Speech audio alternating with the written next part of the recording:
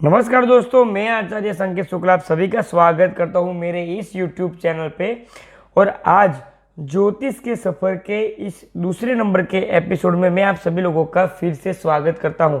देखिए, पिछले जो एपिसोड में जो हमने जो वीडियो बनाया था वो थोड़ा लंबा हो गया था, क्योंकि उसमें मुझे आपको ज्योतिष क्या है और आप उसकी मदद से क्या कर सकते हो वो सब कुछ आपको डिटेल में स्टार्टिंग में बताया था। उसके बाद में हमने राशि 12 तरह की राशि और जन्म पत्रिका में ये 12 जो भाव होते हैं यानी कि जो 12th हाउस होते हैं वो क्या होते हैं और उसके अंदर हमें क्या समझना है वो सब कुछ मैंने आपको समझाया था। आज हम जो विषय पे चर्चा करने वाले हैं वो 12 राशियों और 12 भाव के आगे आपको कौन से स्टेप पर जाना है, ताकि आप किसी भी व्यक्ति की कुंडली का विवेचन करें या फिर अगर अपने खुद की भी कुंडली का विवेचन करना चाहते हैं तो इसके बाद में कौन सा अगला स्टेप आता है वो हमको समझना है। तो ज़्यादा देर नहीं करते हैं और ये एपिसोड 2 की शुरुआत करते हैं और कुंडली विवेचन के और फलादेश के ये वीडियो को आगे बढ़ाते हैं। देखिए, सबसे पहले तो मैं आपको बता दूं कि ये जो 12 भाव लिखे गए हैं उसके सभी के क्या कारकत्व है, यानी कि कौन से उसकी कैरेक्टरिस्टिक्स है, वो सब कुछ मैंने आपको पिछले वीडियो में बताया था। अगर वो वीडियो आपने नहीं देखा है तो डिस्क्रिप्शन बॉक्स में उसकी लिंक दी गई है, तो आप पहले वो देख लीजिए, ताकि आप जो स्टेप बाय स्टेप में आपको सिखाना चाहता हूँ वो आप इजीली आप समझ सके।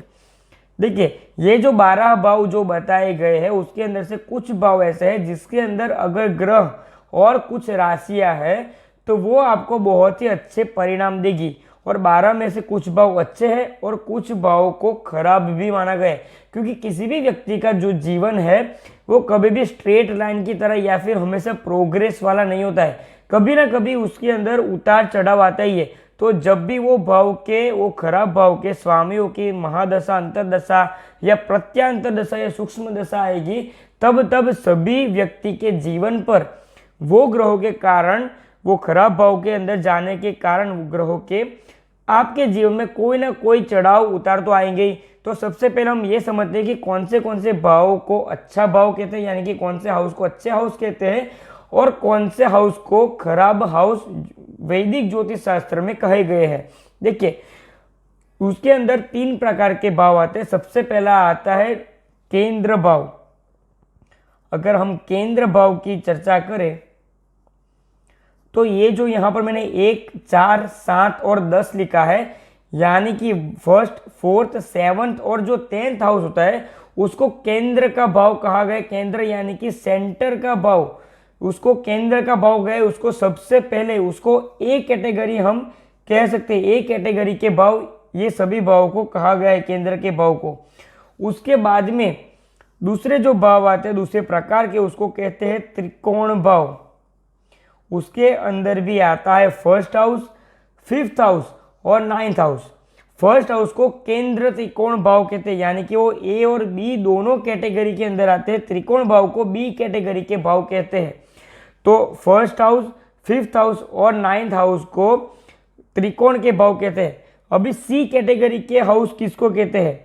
3rd हाउस और 11th हाउस, यानी कि तृतीय भाव और 11वें भाव को सी कैटेगरी के भाव के अंदर कहा गया है। उसको सम भाव भी कहे गए, क्योंकि वो ना तो बहुत ही खराब परिणाम देते हैं और ना ही बहुत ही अच्छे परिणाम भी देते हैं, ऐसे हम कह सकते हैं। इसलिए इसे सम भाव माना गया है। और अंत में आते हैं क्रूर भाव। इसको हम क्रूर भाव से कहेंगे, यानी कि उसको दु भाव यानी कि दुख के भाव की कहे, क्योंकि और उसके अंदर आते हैं 6ठा भाव, 8वां भाव और 12वां भाव। इसको डी कैटेगरी के भाव हम कहेंगे। तो इसी प्रकार से अभी डी कैटेगरी क्यों कहा गया, क्योंकि अगर आपने पिछली वीडियो हमारी देखी होगी तो उसके अंदर 6ठा भाव, 8वां भाव और 12वां भाव के जो भी कैरेक्टरिस्टिक्स है वो आपके जीवन में जो भी चेंजेस आते हैं, जो भी खराब दिन आते हैं, आपको जो फेस करने होते हैं, वो सब कुछ ये 6ठे, 8वें और 12वें भाव से ही ज्यादातर जुड़े होते हैं। इसके लिए इसे क्रूर भाव दिया गया। सी कैटेगरी में सम भाव 3रे और 11वें को इसीलिए कहा गया है क्योंकि 3rd हाउस जो है वो अत्यधिक मेहनत का भाव है और 11th भाव जो है वो आपके लाभ का भाव है। आप जितनी मेहनत करोगे उतने अच्छा आपको लाभ मिलेगा और कर्म का आप जो भी कार्य करोगे उसका लाभ आपको मिलेगा। इसलिए ये दोनों भावों को कहा गया है सी कैटेगरी। त्रिकोण भाव यानी कि फर्स्ट, फिफ्थ एंड नाइन्थ भाव, जो कि दूसरे नंबर के बहुत अच्छे भाव में माने गए हैं, और जो केंद्र के भाव है उसको ए कैटेगरी के भाव कहे गए। अभी आगे के वीडियो में जब आपको मैं ये भाव के हिसाब से बताऊंगा तो आपको ए, बी, सी और डी कैटेगरी के हिसाब से डायरेक्टली बोलूंगा, इसीलिए ये वीडियो को पूरा अवश्य देखें। उसके बाद में हमने चर्चा की थी कि 12 तरह की राशियों के लिए जिस प्रकार मैंने आपको ए, बी, सी, डी भाव कहा गया है, इसके प्रकार टाइप्स ऑफ डिफरेंट हाउसेस मैंने बताया, इसी तरह से राशियों को भी अलग अलग प्रकार के तत्व यानी कि अग्नि, पृथ्वी, वायु और जल, ये 4 तत्वों में डिवाइड किया हुआ है। और साथ ही में सभी राशियों के अलग अलग प्रकार के स्वभाव भी है। जिस प्रकार की जिस व्यक्ति की राशि है, जिसके अंदर जो ग्रह बैठे हैं, उसी के स्वभाव के अकॉर्डिंगली वो अपने रिजल्ट देगा। तो सबसे पहले हम देखते हैं तत्व थियरी को, कि तत्व थियरी क्या कहती है। देखिए, जो मेष राशि यानी कि मंगल के मालिकत्व की जो मेष राशि है वो है अग्नि तत्व की राशि। बाद में वृषभ राशि शुक्र देवती है, वो है पृथ्वी तत्व की राशि। मिथुन राशि वो है वायु तत्व की राशि। कर्क राशि जल तत्व की राशि है। इसी प्रकार ये पैटर्न को फिर से फॉलो कर देंगे अगर आप, तो सिंह राशि फिर से आ जाएगी अग्नि तत्व की राशि। कन्या राशि जो है वो पृथ्वी तत्व की राशि है। तुला राशि वायु तत्व की राशि है। वृश्चिक राशि जल तत्व की राशि है। फिर से ये पैटर्न को हमें बस आगे बढ़ाना है। धनु राशि जो है वो अग्नि तत्व की राशि है। मकर राशि जो है वो पृथ्वी तत्व की राशि है। कुंभ राशि जो है वो वायु तत्व की राशि है। और मीन राशि जो है वो जल तत्व की राशि है। इसी प्रकार से सभी तत्वों के अंदर, 4 तत्वों के अंदर यानी कि अग्नि, पृथ्वी, वायु, जल, ये 4 तत्वों के अंदर 3-3 राशियों को डिवाइड किया हुआ है। यानी कि अग्नि तत्व के अंदर आती है मेष राशि, सिंह राशि और धनु राशि। पृथ्वी तत्व के अंदर आती है वृषभ राशि, कन्या राशि और मकर राशि। वायु तत्व के अंदर आती है मिथुन राशि, तुला राशि और कुंभ राशि। और जल तत्व के अंदर आती है कर्क राशि, वृश्चिक राशि और मीन राशि। इसी प्रकार के तत्वों के हिसाब से सभी राशियों के तत्व बांटे गए हैं। अभी ये तत्व क्या है और यही तत्व के अंदर ये राशि को क्यों रखा गया है, वो आगे के वीडियो में आपको मैं बताने वाला हूँ। लेकिन अभी बेसिक किसी भी कुंडली का विवेचन करने के लिए आपको ये सभी चीज़ें पता होनी चाहिए। डिटेल में स्टडी के लिए आगे की वीडियो आपके लिए मैं बनाने वाला ही हूँ, लेकिन अभी के लिए आपको बस ये तत्व थियरी को जानना जरूरी है। तत्व के बाद में आता है स्वभाव यानी कि बिहेवियर। किसी भी राशि के व्यक्ति का या फिर किसी भी राशि का स्वभाव कैसा होता है। तो स्वभाव 3 प्रकार का होता है। सबसे पहले आता है चर स्वभाव, बाद में आता है स्थिर स्वभाव और तीसरा आता है द्विस्वभाव यानी कि द्विचर या फिर द्विस्वभाव, कुछ भी उसको कह सकते हैं। तो जो मेष राशि है वो चर स्वभाव की है, वृषभ राशि स्थिर स्वभाव की है और मिथुन राशि जो है वो द्विस्वभाव की होती है। अगर ये पैटर्न को आगे हम फॉलो करेंगे तो इसी प्रकार से कर्क राशि जो है वो चर स्वभाव की है, सिंह राशि जो है वो स्थिर स्वभाव की है और कन्या राशि द्विस्वभाव की है। बाद में फिर से तुला राशि चर स्वभाव की, वृश्चिक राशि स्थिर स्वभाव की और धनु राशि जो है वो द्विस्वभाव की होती है। मकर राशि फिर से चर स्वभाव, कुंभ राशि स्थिर स्वभाव और मीन राशि द्विस्वभाव की। यानी कि 3 प्रकार के स्वभाव है, इसीलिए 12 राशि है तो एक स्वभाव की 4 राशियां होती है। चर स्वभाव की मेष राशि, कर्क राशि, तुला राशि और मकर राशि, स्थिर स्वभाव की वृषभ राशि, सिंह राशि, अब बाद में आती है तुला राशि, वृश्चिक राशि माफ कीजिएगा और कुंभ राशि। अगर द्विस्वभाव की बात करें तो मिथुन राशि, कन्या राशि, धनु राशि और मीन राशि।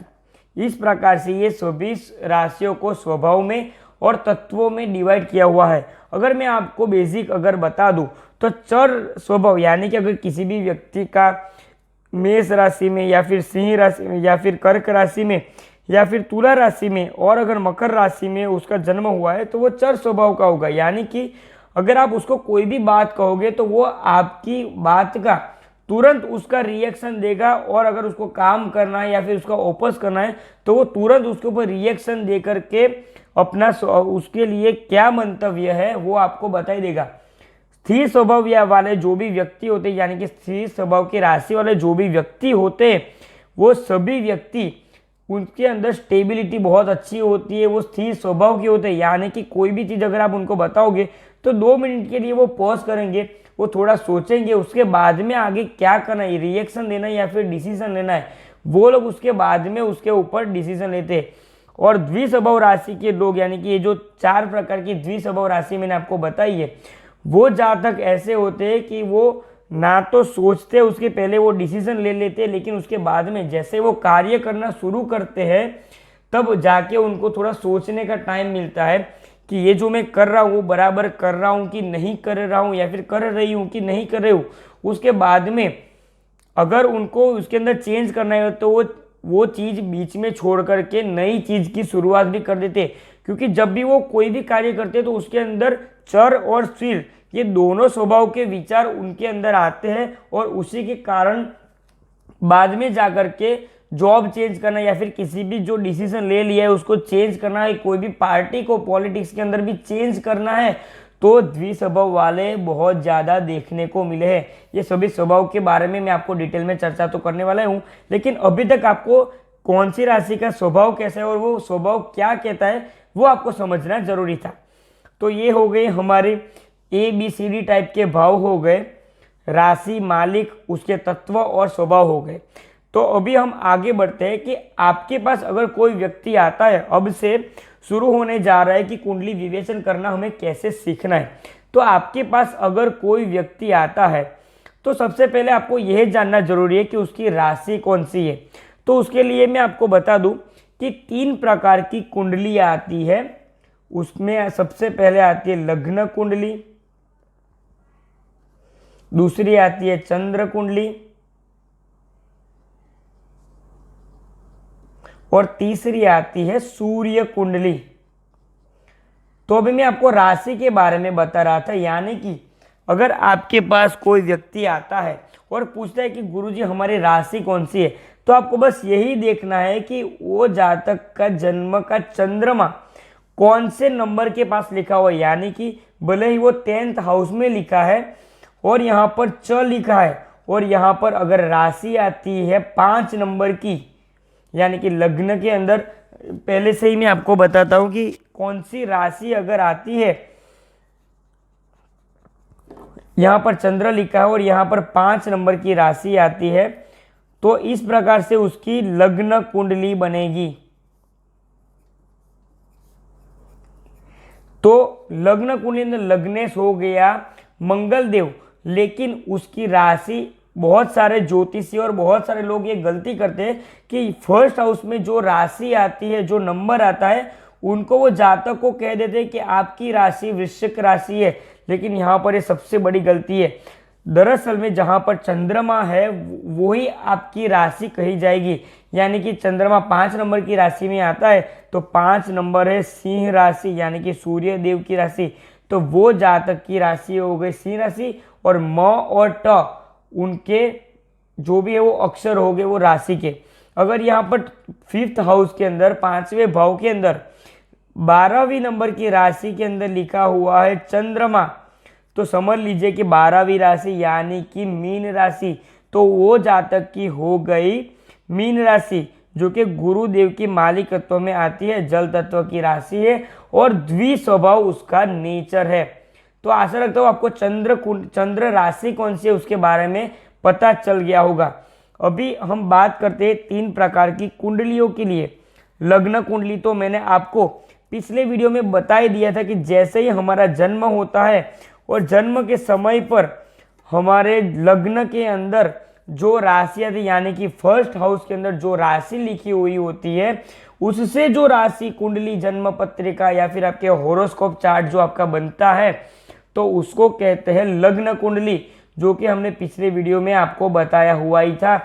चंद्र कुंडली मैंने आपको अभी ये बता रहा हूं कि यहाँ पर अगर फिर से मैं आपको बता देता हूँ कि अगर वृश्चिक लग्न की अगर किसी व्यक्ति की कुंडली है और वो आपके पास आता है तो और यहाँ पर लिखा हुआ है चंद्रमा, तो आपको कुछ नहीं करना है। ये जातक की चंद्र कुंडली बनाने के लिए आपको ऐसा ही सेम जन्म पत्रिका बनानी है। उसके अंदर लग्न के अंदर बीच में यहाँ पर आ जाएगा 12वां नंबर, यानी कि 12वीं राशि से इनकी चंद्र कुंडली की शुरुआत होगी और बाद में फिर से 12 से 1, 2, 3 यानी कि मीन, मेष, वृषभ, मिथुन, कर्क, सिंह राशि, कन्या राशि, तुला राशि, वृश्चिक, धन, मकर और कुंभ राशि, ऐसे उनकी जन्म चंद्र कुंडली का चार्ट बनता है। आपको कुछ नहीं करना है, जो भी लग्न कुंडली है उसके अंदर चंद्रमा जहाँ पर बैठा हुआ है,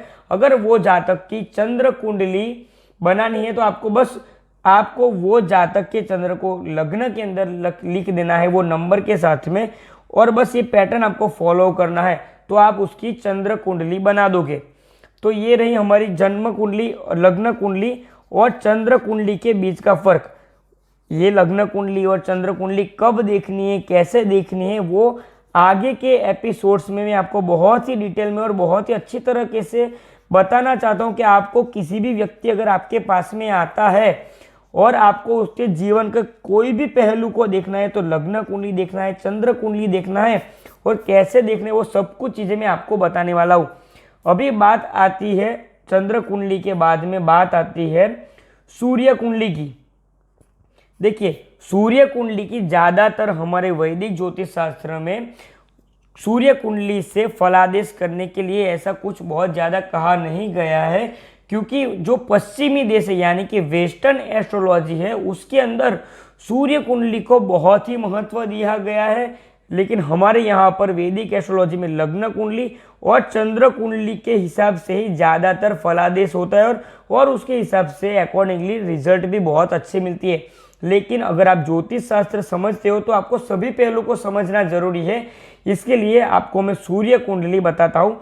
तो जिस तरह से आपने चंद्र कुंडली बनाई, इसी तरह से अगर किसी जातक की अगर धनु लग्न की कुंडली है तो यहाँ पर 9, 10, 11, 12, 1, 2, 3, 4, 5, 6, 7 और 8 इस प्रकार से उसकी लग्न कुंडली होगी। आपको देखना है कि सूर्य कहाँ पर विराजमान है।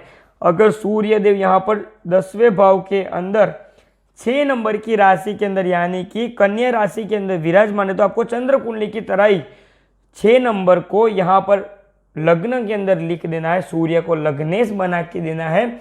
और उसके बाद में बस ऐसे ही आपको पैटर्न फॉलो करना है और 6, 7, 8, 9, 10, 11, 12, 1, 2, 3, 4, 5 इस प्रकार से आपको सूर्य कुंडली बना देनी है और सभी ग्रहों को उसके हिसाब से आपको लिख देना है।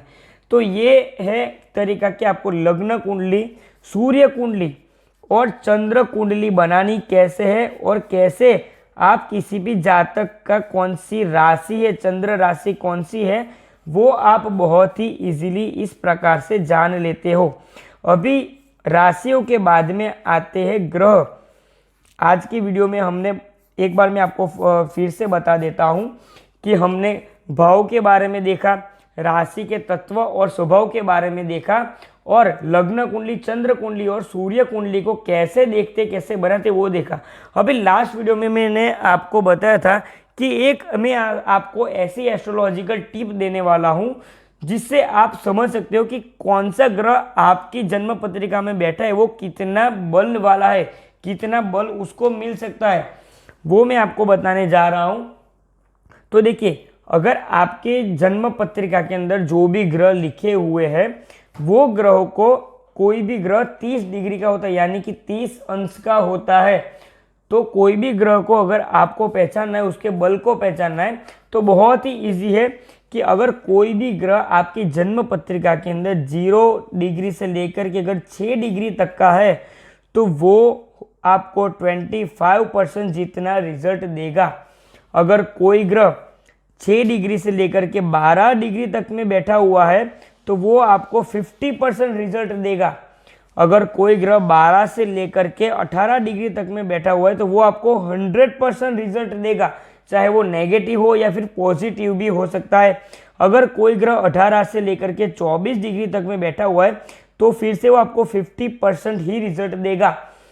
और कोई ग्रह अगर 24 डिग्री से लेकर के 30 डिग्री का बैठा हुआ है तो वो आपको फिर से 25% रिजल्ट देगा। ये डिग्री कैसे देखनी है वो मैं आपको मोबाइल एप्लीकेशन आपको कौन सा डाउनलोड करना है और कैसे देखना है वो सब कुछ मैं आपको नेक्स्ट वीडियो में बहुत अच्छी तरीके से समझाने वाला हूँ। लेकिन ये क्योंकि एक एस्ट्रोलॉजिकल टिप आपको मैं देने वाला हूँ जो कि अगले वीडियो का ट्रेलर है, इसीलिए आपको ये समझ लेना चाहिए। देखिए, जैसे हमारे जीवन के अंदर अलग अलग प्रकार के हमारे जीवन के पहलू होते हैं, उसी प्रकार से ये ग्रहों की डिग्रियों को डिवाइड किया हुआ होता है। जैसे कि 0 से 6 डिग्री यानी कि वो हो गई किसी भी ग्रह की बाल अवस्था। बाद में 6 से 12 डिग्री का जो कोई ग्रह है तो वो हो गए उसकी किशोरावस्था या फिर कुमार अवस्था। 12 से 18 डिग्री तक का अगर कोई ग्रह है तो वो हो गई उसकी युवा अवस्था। 18 से 24 डिग्री का कोई ग्रह है तो वो हो गई उसकी प्रौढ़ा अवस्था। और लास्ट में 24 से 30 डिग्री का कोई ग्रह तो वो हो गए उसकी वृद्धा अवस्था। यानी कि आप देखिए कि मैंने जिस प्रकार से आपको कितने आसान तरीके से बता दिया कि अगर कोई ग्रह 25% रिजल्ट देता है तो वो बाल अवस्था का होगा, क्योंकि अगर किसी बालक को अगर आप उससे रिजल्ट की अभिलाषा रखोगे तो उतना नहीं कर पाएगा, उससे थोड़ा ज़्यादा रिजल्ट किशोरावस्था का ग्रह देगा, क्योंकि वो किशोरावस्था है, उससे ज़्यादा बलशाली होता है युवा अवस्था का ग्रह। उसके बाद में प्रौढ़ा अवस्था का ग्रह आता है और अंतिम में जब कोई ग्रह वृद्ध हो जाता है तो उससे आप क्या ही आशा रखोगे, वो ज़्यादा ज़्यादा जितना भी अच्छा रिजल्ट आपको देके जाए वो आपके लिए अच्छा माना जाएगा। और अंत में एक और चीज़ आपको बताना चाहता हूँ कि अगर कोई ग्रह आपकी जन्म पत्रिका के अंदर 28 से लेकर के 30 डिग्री का या फिर 0 से लेकर के 3 डिग्री तक का है तो वो ग्रह आपको 0% या फिर 0 से लेकर के 15% तक ही आपको रिजल्ट देगा, क्योंकि उसके पास बल है ही नहीं। अगर उसके ऊपर किसी अच्छे ग्रह की दृष्टि या फिर उसके साथ में उसको साथ मिल जाता है, उसको बल मिलता है तो ही वो बलशाली माना जाएगा, नहीं तो वो बहुत ही कम आपको रिजल्ट देगा। तो दोस्तों, आज की वीडियो में मैंने आपको जिस प्रकार से केंद्र भाव, लग्न कुंडली के प्रकार, चंद्र कुंडली और सूर्य कुंडली को कैसे बनाना है देखना है, और साथ ही में सभी राशि के तत्व, स्वभाव और एक अच्छी एस्ट्रो टिप यानी कि किसी भी ग्रह के बल को कैसे चेक करना है वो मैंने आपको बताया। तो ये वीडियो अगर आपको पसंद आया हो तो आप ये वीडियो को लाइक करें और ज़्यादा से ज़्यादा लोगों तक ये वीडियो को शेयर करें, ताकि क्योंकि अगर आप जितना ये वीडियो को लाइक करोगे, ये जो फ्री का ज्ञान में आप हमारे वैदिक ज्योतिषियों ने और वैदिक ऋषियों ने वैदिक ज्योतिष शास्त्र के माध्यम से हमें दिया हुआ है, वो मैं आप सभी लोगों को, पूरी दुनिया को ये देना चाहता हूँ ताकि सभी लोग इसका ज़्यादा से ज़्यादा फ़ायदा उठा सके। इसलिए आप ये वीडियो को लाइक करें और ज़्यादा से ज़्यादा लोगों को शेयर करें। और अगर आपने अब तक मेरी चैनल को फॉलो नहीं किया, सब्सक्राइब नहीं किया हुआ है तो अभी जाकर के सब्सक्राइब करें और बेल आइकन को प्रेस करें। नेक्स्ट वीडियो में हम यही टॉपिक को यानी कि किसी भी ग्रह के बल को कैसे चेक करना है और ग्रहों की दृष्टियां किस प्रकार से होती है वो हम चर्चा करने वाले हैं। तो नेक्स्ट वीडियो में मिलते हैं, तब तक आप अपना ख्याल रखिए और ज़्यादा से ज़्यादा लोगों तक ये ज्ञान को आप आगे बढ़े, क्योंकि ज्ञान बांटने से ही बढ़ता है। तो आज मैं आपसे विदाई लेता हूँ। ओम नमः शिवाय।